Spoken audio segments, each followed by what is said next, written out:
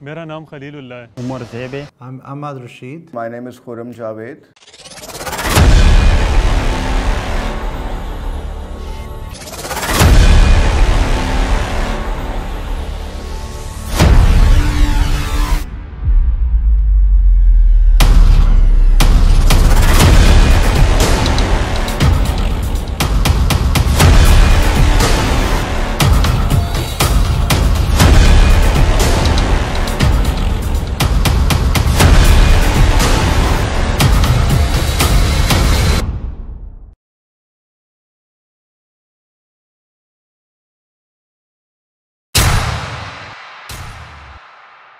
Hello अस्सलाम वालेकुम everyone, बिस्मिल्लाहिर्रहमानिर्रहीम। मैं हूं Ismail Qasim and I welcome you all to CPEC dream centre, an exclusive show जो कि बात करेगा चाइना पाकिस्तान इकोनॉमिक कॉरिडोर की। अस्सलाम वालेकुम, मैं हूं नौरी, मैं चाइना से हूं। आज मैं बहुत खुश हूं कि आप लोगों के साथ सीपेक के बारे में कुछ बात कर सकूं। खूबसूरत। इससे पहले कि मैं अपने पैनलिस्ट का तारुफ करवाऊं, मैं चाहता हूं कि नौरीन से ही सवाल करें। नौरीन, इतनी प्यारी उर्दू, क्या लहजा है आपका, कहाँ से सीखा, क्या किया?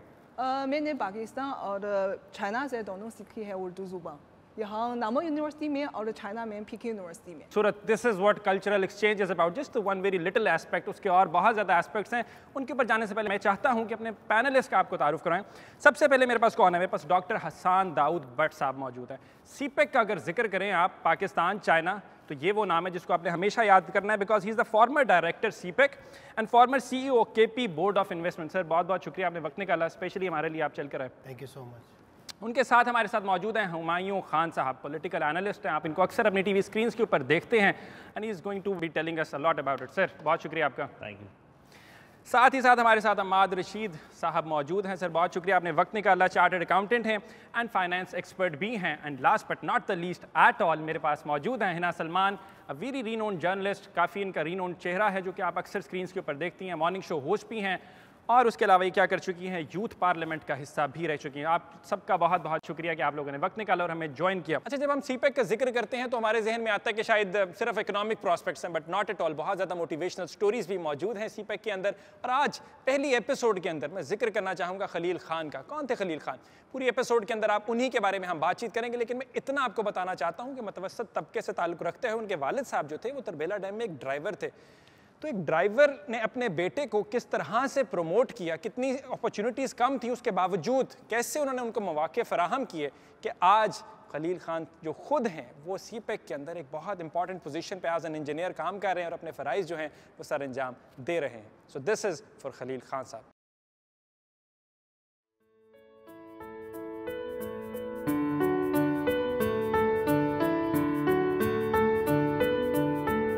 मेरा नाम खलीलुल्लाह है और मैं तरबेला से बिलोंग करता हूँ। ये स्टोरी दरअसल में मेरे बचपन से शुरू होती है। मेरे वालिद साहब यहाँ पे तरबेला डैम की कंस्ट्रक्शन के दौरान इटालियन के साथ मुलाजिम थे एज अ ड्राइवर। तो अक्सर मैं उनके साथ साइट पे आया जाया करता था, चीज़ों को देखता था कि फलानी कंस्ट्रक्शन कैसे हो रही है, इंजीनियरिंग कैसे हो रही है, इंजीनियरिंग के हिसाब से काम कैसे हो रहा है। कोई कंक्रीटिंग का वर्क हो रहा है, कहीं पे एक्सकवेशन हो रही है, कहीं पे कोई बैक फिलिंग कर रहे हैं। अब वर्डिंग तो अब मेरे जहन में आई है, लेकिन उस टाइम एक जुनून था कि भाई ये काम हो रहा क्या है, मतलब इसके पीछे लॉजिक क्या है, इसकी हिस्ट्री क्या है। उसी जनूनियत को कंटिन्यू रखने के लिए मैं एक इंजीनियर बना और वहीं पे मैं अपने वालिद साहब से भी अक्सर पूछा करता, फलाना काम किस काम के मुतालिक हो रहा है, इसके फ़ायदा क्या है और ये होता कैसे है, इसके पीछे क्या राज है और क्या टेक्निक्स हैं जो ये लोग यूज़ कर रहे हैं और फर्दर इसके हमारे क्या फ़वायद हैं, प्रोजेक्ट के लिए ये कैसे मतलब मुफीद हो सकते हैं। मैं अक्सर उनसे ये चीज़ें पूछता था। तो अक्सर तो वालिद साहब ऐसे होता था कि हम इंजीनियर्स के साथ भी अट्रैक्शन हो जाती थी उनकी। कभी कभार ऐसा होता था शिफ्ट टाइमिंग ऑफ हो रही है तो बस वो इंजीनियर्स आते थे, वालिद साहब के साथ गाड़ी में बैठते थे और मैं तो अक्सर फ्रंट वाली सीट पे जो सी छोटी सीट होती है वहीं बैठा होता था। तो अक्सर मैं उनसे पूछता था कि अंकल ये जो आज आपने काम किया ये किसके मुतालिक था और ये आपने कैसे किया है। तो अक्सर उनसे भी ऐसी चीज़ें मिल जाती थी कि ये क्यों हो रहा है, कैसे हो रहा है। और वहीं से मेरे दिल में शौक़ सा उठ गया कि भाई मैं भी बड़े होकर इंजीनियर ही बनूंगा। मैंने अपनी इनिशियल स्टडीज़ यहीं पे तरबेला डैम वाबडा हाई स्कूल से हासिल की हैं। स्टडीज़ में तो मैं काफ़ी अच्छा था और क्रिएटिव माइंड था। अक्सर कोई तरह ड्राइंग्स के सब्जेक्ट हो गए, इंजीनियरिंग से रिलेटेड मैथमेटिक्स हो गया, फिज़िक्स, केमिस्ट्री, सब में माशाल्लाह मतलब अच्छी पोजीशंस हासिल की थी। और बस वहीं से एक मेंटालिटी बैठी हुई थी, क्योंकि वाले साहब के साथ अक्सर पार्ट टाइम जाते थे तो साइट वगैरह देखते थे, तो बस वहीं से वो शौक़ उठा हुआ था और दिल में यही चाहत थी कि मैं भी कुछ बनूं और इन जैसा इंजीनियर बनूं जिन्होंने ऐसी मैसिव कंस्ट्रक्शन की है जो कि पाकिस्तान की एक तारीख़ी कंस्ट्रक्शन है। उसके बाद फर्दर मैंने कॉलेज स्टडीज़ भी यहीं पे की है, बाबडा डिग्री कॉलेज से। फर्दर मैंने अपनी तालीम जारी रखी पेशावर अब्बासियन यूनिवर्सिटी से, वहाँ से मैंने सिविल इंजीनियरिंग की। तालीम कंप्लीट करने के बाद जब मैं वापस अपने इलाके में आया तरबेला डैम, तो मुझे पता चला कि यहाँ पर डैम के ऊपर न्यू कंस्ट्रक्शन शुरू हो गई है, नया प्रोजेक्ट ओपन हुआ है। मैंने अपने दोस्तों से मालूमात हासिल की और मुझे पता चला कि यहाँ पर कुछ वैकेंसीज आई हुई हैं, जिसके थ्रू मैंने यहाँ पे अप्लाई किया। अप्लाई करने के बाद यकीन था कि मतलब कॉल तो आनी है, और कॉल आने के बाद फिर मैंने मतलब इंटरव्यू दिया। इंटरव्यू देने के बाद सिलेक्शन हो गई और स्टार्ट से मैं यहाँ पर एज आ इंटर्नी काम कर रहा था, असिस्टेंट सिविल इंजीनियर, और काफ़ी कुछ सीखा इनके साथ और काफ़ी कुछ इन्होंने हमसे भी सीखा इंटर्नशिप के दौरान। इंटर्नशिप ज्वाइन करने के बाद एक प्रोफेशनल लेवल तक आने में काफ़ी वक्त लगा मुझे और काफ़ी मेहनत भी की, जिसके नतीजे में मुझे काफ़ी इन्होंने सहारा, मेरे हर एक्टिविटी को इन्होंने सहारा। जैसे मैं हार्ड वर्किंग करता था उसके बदले में इन्होंने मुझे प्रमोशंस भी दी और उसके साथ अवार्ड्स भी दिए। Best employ of the year भी मैं ऑलमोस्ट 3 इयर्स ले चुका हूँ, 2016 में भी, 15 में भी और 17 में भी। और फर्दर उसके बाद कंटिन्यू जितनी भी हमारी कोई इस तरह कॉन्फ्रेंस टाइप मीटिंग्स वगैरह होती थी तो उसमें भी मुझे ये लोग nominated as a first position रखते थे। तो उसके पीछे जो बेसिक राज था वो यही था कि मैं इनके साथ हार्ड वर्किंग था और जो भी मुझे टास्क मिलता था with in time, due time, उसको प्रोफेशनल तरीके से कंप्लीट करके इनके सामने प्रोवाइड करता था और प्रेजेंटेशंस बाकायदा उनकी देता था। तो काफ़ी हार्ड स्ट्रगलिंग थी। अक्सर तो ऐसे भी होता था कि हम ओवर टाइम वर्क कर रहे होते थे, सुबह आते थे और शाम को तकरीबन नियर अबाउट 9 to 10 o'clock अक्सर हम ऑफ़ कर जाते थे। तो मुझे चाइनीज़ इंजीनियर अक्सर बोला करते थे कि भाई आपका ड्यूटी टाइम ऑफ हो गया, आप फिर क्यों काम कर रहे हो। तो मैं उनको यही बोलता था कि जो टास्क मुझे दिया गया है तो मैं उसको कंप्लीट करना चाहता हूँ विद इन ड्यू टाइम।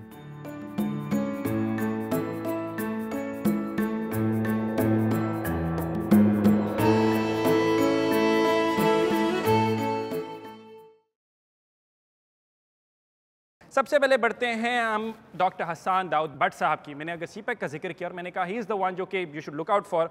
इनके पास सब कुछ मौजूद है because he was at the four front जब ये सीपेक का आगाज़ हो रहा था। सर मैं आपसे एक बेसिक सा सवाल करना चाहता हूँ, और क्योंकि एक आम इंसान को अगर सीपेक का नहीं पता, वो सीपेक सुनता है तो क्या एक्सपेक्टेशंस होनी चाहिए उसके पास, या क्या प्रॉस्पेक्ट्स हो सकते हैं चाइना पाकिस्तान इकोनॉमिक कॉरिडोर के? जी, इसके लिए आपको 2013 में जाना पड़ेगा जब Chinese government belt and road initiative को लॉन्च कर रही थी और प्रेसिडेंट शी जिनपिंग ने अपना पहला दौरा सेंट्रल एशियन कंट्रीज़ का किया और वहाँ पर इस कॉन्सेप्ट को इंट्रोड्यूस। तो इस सिलसिले में जब चाइनीज़ गवर्नमेंट ने पाकिस्तान के साथ बेल्ट एंड रोड इनिशिएटिव को डिस्कस किया और उसके नतीजे में जब सीपेक आया तो बहुत सारी ऐसी चीज़ें थी जिसको पाकिस्तान अपने चैलेंजेस को एड्रेस करना चाहता था। और इसी सिलसिले में फिर आज आप देख सकते हैं कि हमारे पास इस वक्त एनर्जी के प्रोजेक्ट्स हैं और वो हमारी एनर्जी बास्केट को भी ट्रांसफॉर्म कर रहे हैं। हमारे पास हाइडल के भी प्रोजेक्ट्स हैं, हमारे पास इसके अलावा सोलर और रिन्यूएबल के भी प्रोजेक्ट्स हैं। और इसमें एक और इम्पॉर्टेंट एस्पेक्ट है कि जब हमने सीपेक को शुरू किया तो हमने रिन्यूएबल एनर्जी के प्रोजेक्ट्स के साथ शुरू किया। मैं बढ़ता हूँ हुमायूं खान साहब की तरफ, जो कि पॉलिटिकल एनालिस्ट हैं और जो हम देखते हैं पॉलिटिकल इशूज़ हैं, सोशल इशूज़ हैं, उन पर कड़ी नज़र रहती है इनकी। खान साहब मैं आपसे पूछना चाहता हूँ कि हमने प्रॉस्पेक्ट्स देख लिए हैं बहुत ज़्यादा, ठीक है, लेकिन अंडरस्टैंड करना है कि हमारी जो पाकिस्तान की जियो स्ट्रेटेजिक लोकेशन है और जो हमारे दूसरे मामलात हैं पॉलिटिकली देखते हैं, हमारी नेबरिंग कंट्रीज़ को देखते हैं, उसके हवाले से हाउ इम्पॉर्टेंट, कितना वाइटल है सीपेक पाकिस्तान के लिए? जी थैंक यू, बहुत ज़्यादा इम्पॉर्टेंट है। और उसकी अगर आप इसकी ट्रेजेक्ट्री देखें कि किस तरह ये रिलेशनशिप आगे डेवलप होता है सीपेक से 2013 में, जिसमें दाऊद साहब ने भी जिक्र किया, चाइना और पाकिस्तान के जो रिलेशन है हिस्टोरिकली बहुत अच्छे और उसकी दुनिया में मिसालें दी जाती हैं। हमारे गवर्नमेंट टू गवर्नमेंट बहुत अच्छे रिलेशनशिप थे और हमारे डिफेंस टू डिफेंस बहुत अच्छे रिलेशनशिप थे। उन रिलेशनशिप को 2013 में हमने इकोनॉमिक हाइट की तरफ ले जाने के लिए चाइना पाकिस्तान इकोनॉमिक कॉरिडोर का जो बेल्ट एंड रोड का फ्लैगशिप प्रोजेक्ट है उसका इफ्तिताह किया। तो उसकी अहमियत और दोबाला हो जाती है कि ऐसा रिलेशन जो ऑलरेडी हिस्ट्री के अंदर बेस करता था और उसको आपने इकोनॉमिक रिलेशनशिप और फिर पीपल टू पीपल रिलेशनशिप के अंदर ले जाने की कोशिश की। तो मेरा ख्याल ये पाकिस्तान के लिए भी बहुत अच्छा है, खित्ते के लिए भी बहुत अच्छा है, और चाइना पाकिस्तान रिलेशनशिप के लिए तो वाकई बहुत अच्छा है। बिल्कुल ऐसे ही। Obviously China being the strategic partner of Pakistan, तो ऑब्वियसली हम कैसे डिनाई कर सकते हैं कि इसकी इंपॉर्टेंस नहीं होगी। Naureen, what do you think overall कि अब तक की डिस्कशन कैसी जा रही है? आई वुड वांट कि आपके पास कोई सवालात हैं हमारे पैनलिस्ट से तो ज़रूर पूछें। हुमायूं साहिब ने अभी तो मैशत की बात किया है, तो मैशत के हवाले से मैं अम्मार साहिब से पूछना चाहती हूँ कि माशी हवाले से सीपैक की अहमियत क्या है? तो इसके अंदर जो है ना, देयर आर डिफरेंट एस्पेक्ट्स जो लोग कंसिडर करते हैं, but then you have to look at the big picture overall. Now 2013-14 billions of dollars they started coming in, power projects were constructed, transport network वो बिछाए, फिर उसकी वजह से आपकी ना एक इकोनॉमिक ग्रोथ होती है जिसके अंदर फिर आपकी जॉब अपॉर्चुनिटीज़ क्रिएट हुई हैं, आपकी पावर शॉर्टेजेस ख़त्म हुई हैं। Because you are taking care of these basic necessities, then that attracts more foreign investment. Because more foreign investments gonna come in, that means more jobs for the locals. So that's why, you know, overall it has had a very positive impact on the on Pakistan and its economy, and more work needs to be done to improve this. Perfect, good enough, that sums it up. जितनी भी हमारी perception है उसको change करना बहुत ज़्यादा ज़रूरी है, और ऑब्वियसली ग्लोबल अगर क्राइसिस कोई आया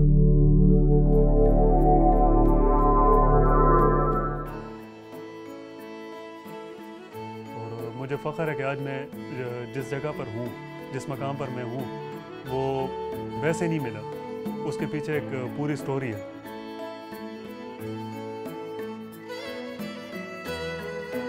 पोजीशन तो इंसान कोई भी हासिल कर लेता है, लेकिन उस पोजीशन को हासिल करने के बाद उसको कंटिन्यू रखना, असल मतलब जो दिली मुराद होती है वो ऐसे ही होती है कि इंसान उसको आगे कंटिन्यू रखे।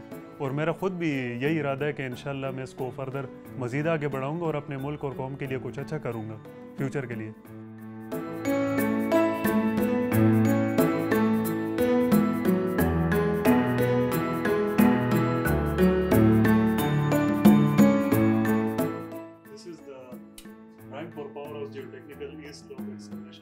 और आज मुझे फ़ख्र है कि मैं जिस डिपार्टमेंट में खुद इंटर्नशिप कर रहा था, वहाँ पर चंद इंटर्नशिप वाले बंदे आज मेरे अंडर काम कर रहे हैं। We need to follow these drawings before execution at site. We need to facilitate our site persons and we have to inform them how they can do the work at site. This is the major layout we have received from the engineer, our designer, and they told us that you need to follow these instructions and these drawings and also implement them at site.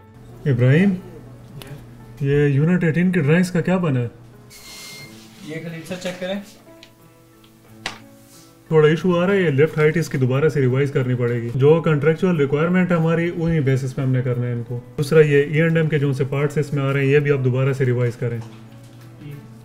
इनमें कुछ issues अभी बाकी हैं, इसको अच्छे से deep से read करके तो दोबारा से इसको चेंज कर दें। इस प्रोजेक्ट के आने की वजह से तरबेला डैम के तमाम लोकल लोगों को रोज़गार के काफ़ी अच्छे मौके मिले हैं, और ये सिर्फ तरबेला डैम के लिए नहीं बल्कि पूरे पाकिस्तान के लिए खुशहाली का एक ज़रिया बना हुआ है। हम यंग प्यारी खूबसूरत लेडी हिना की राय सुने।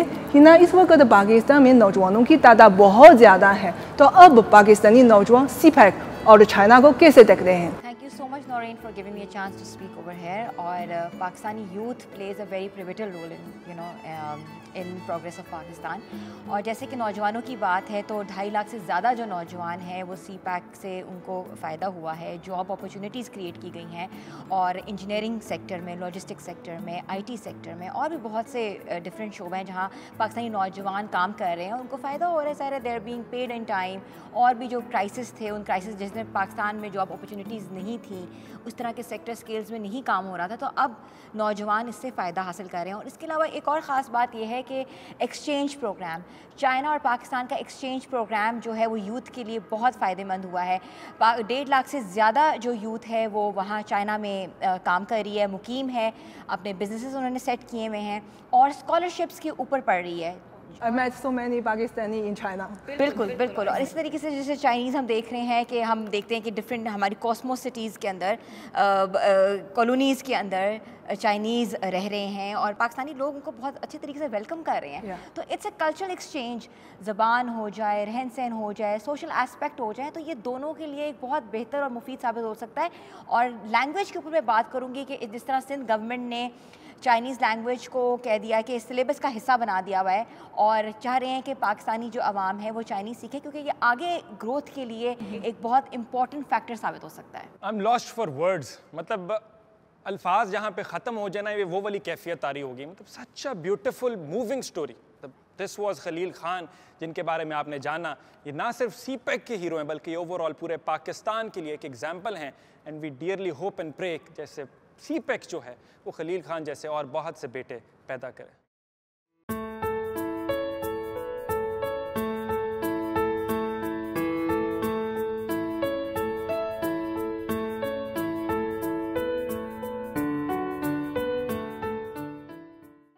किसी भी फॉरेन एम्प्लॉय को हमारी कंपनी में अप्लाई करने के लिए सबसे पहले हमारी कंपनी की वेबसाइट पे जाना होगा। थ्रू जॉब पोर्टल जो है उसको सारी इन्फॉर्मेशन, जो एक सारा तरीका होता है प्रोसेस, उसने अपनी इन्फॉर्मेशन पुट करनी है और इस तरह वो हमारी कंपनी पावर चाइना में अप्लाई कर सकता है।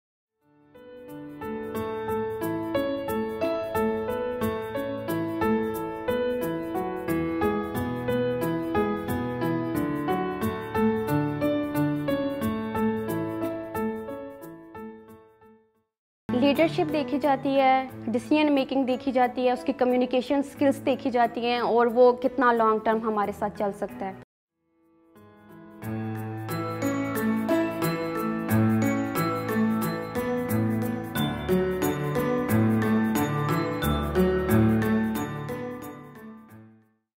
हमारी कंपनी की कुछ कोर वैल्यूज़ हैं जिसमें अकाउंटेबिलिटी है, प्रॉफिटेबिलिटी है, रिस्पेक्ट है।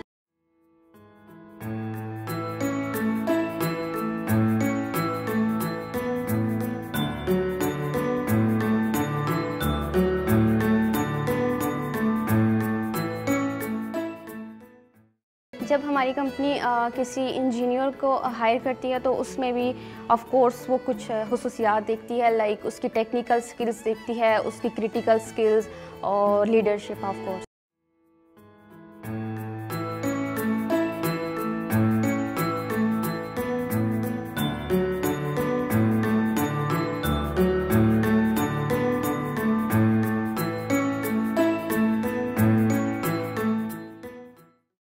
जब हमारी कंपनी किसी लेबर को हायर करती है तो ऑफ कोर्स उसमें भी कुछ हुसूसियात देखी जाती हैं, लाइक उसकी फ़िज़िकल फिटनेस, कि वो काम कर सकता भी है या नहीं, और उसका फोकस जो है वो भी देखा जाता है कि वो अपने काम पे कितना फोकस होकर काम करेगा।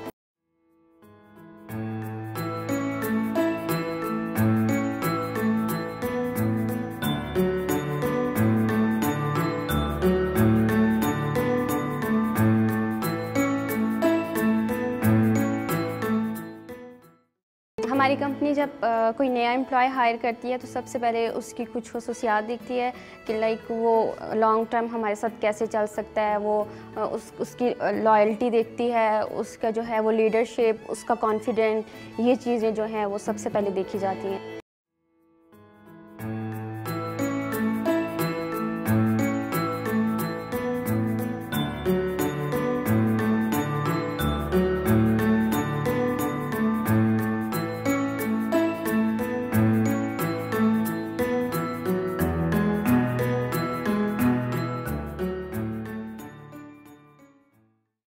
हमारी कंपनी अपने एम्प्लॉयज़ की कैरियर डेवलपमेंट के लिए भी कुछ वो रोल प्ले करती है, लाइक उनको वो बोनसेस देती है, उनको वो रिवार्ड्स देती है कि ताकि वो खुश रहें और आगे जो है वो लॉन्ग टर्म हमारे साथ चल सकें।